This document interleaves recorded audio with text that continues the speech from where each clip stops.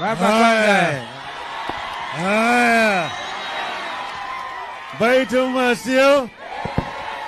Masio inge. Asanteni sana. Tumekuja kama wanaazimio.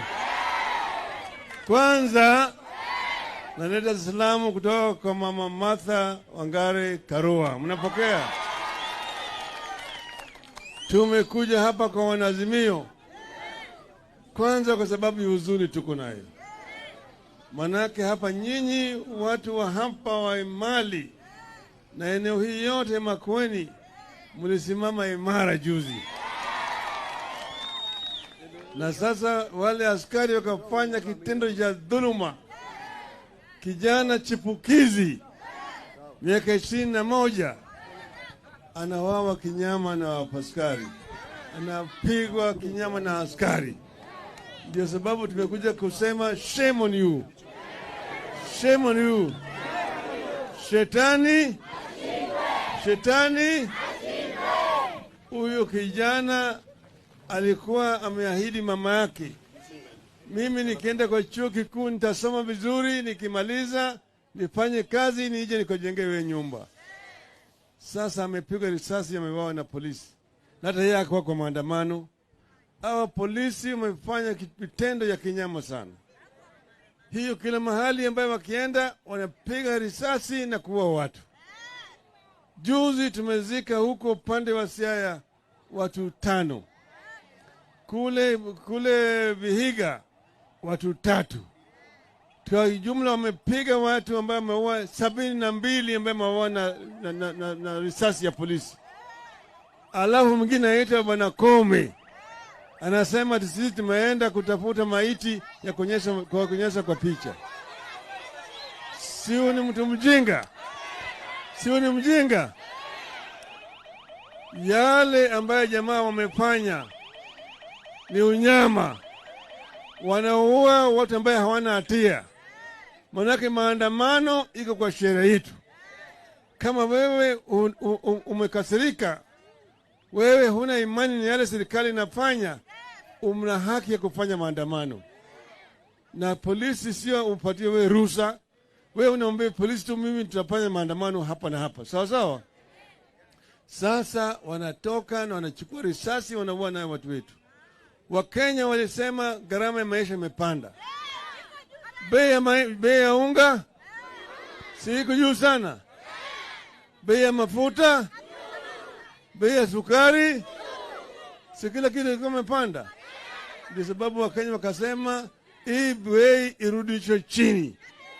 Maana Waswahili walisema ati kibebacho kikivuja ni nafuu kwa mchukuzi. Sio?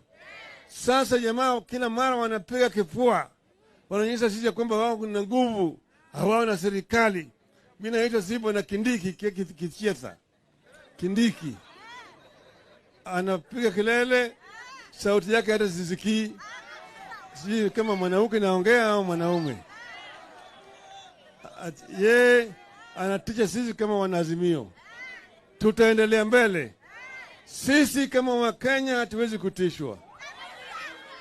Tumesema gharama ya maisha irudi chini. Pili, ile sava pale matokeo iliingia ifunguliwe. Mnakubaliana haya? Mnakubaliana haya? Alipowachana na vyama vyetu, wale wajumbe ambao wameshakuwa malaya wamenunuliwa warudi huku kwa wananchi, tukutane nao kwa debe. Mnaunga mkono? Mnaunga mkono? Kama wewe ulichaguliwa na Wiper, sasa unataka kwenda kwa Kenya kwisha kuvuka mpaka, turudi uwanjani na wewe kwa wananchi upigwe kura tena. Sio ni sawa? Sio ni sawa? Alafu wachana chama chetu kama Jubilee, wachana naye. Sio ni sawa? Sasa mimi natoa shukrani sana kwenu. Nyinyi mlipiga kura kwa fujo kwa baba na mama. Si mlipiga kura kwa fujo sana? Hiyo kura ambayo mlipiga haikwenda bure. Walifanya ulaghai, lakini tuko nao. tumekubali sasa maongeo. Tumesema tuko tayari kujadiliana na wao. Timu yetu inaongozwa na Stephen Kalonzo Musyoka.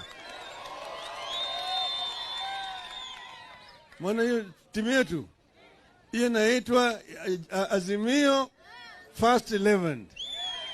Azimio First 11 sio? Wao walileta sisi third division team. Sasa Kalonzo yuko pale, kuna mwingine sio inaitwa Ichungwa si Chetha hiyo. Nasema wataongea, si wataongea? Ukikubaliana sawa sawa. Usipokubaliana tuko na wao. Sisi tuko na wao. Tuko na wao. Mnaunga mkono. Wapo mnaunga mkono, yale mkono hapa. Sasa tuko hapa na ujumbe wenu Jessica. Mama shupavu sana, najua kufanya kazi. Tuko pale na gavana wa area kutoka kule upande wa Murang'a. Fred Okango wako naye hapo. Pande ile mmeona Eugene Wamalwa. Tumeona. Alafu mnaona pale Wajakoya. Waje niwapatia. Alafu kule nyuma kuna bwana Kioni wakili. Sasa nataka wasalimu tu sasa jambo.